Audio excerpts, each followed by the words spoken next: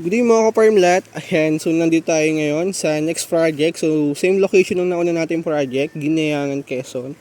So karatiglat lang din to nung nauna natin project last time. Ayan. So 509 square meter. Ito po yung land area niya. Ayan, so napakaganda. Ayan, so beachfront to mga ka-farmlat. Ayan. So napakaganda ng property ng client natin.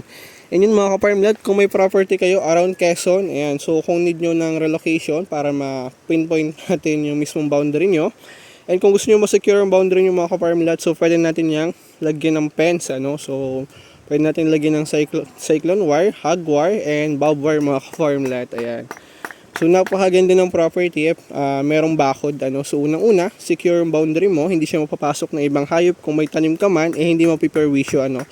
And aside doon, hindi mo papasok ng ibang tao kasi minsan, pag yung property is alam nila na hindi naasikaso ng may-ari, so may nag-scout na ibang tao, ano, kung may natirang iba. So ang good thing dito mga ka-farmlat, dahil may bakod yung property mo, kahit nasa malayo ka, so secure yung boundary mo mga ka-farmlat, ano, so wala mag-scout na ibang tao, ano.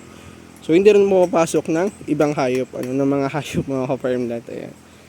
So yan mga ka-farmlat, napakaganda if merong fencing yung property, ano. So, kitang-kita mo yung boundary mo. Ayan.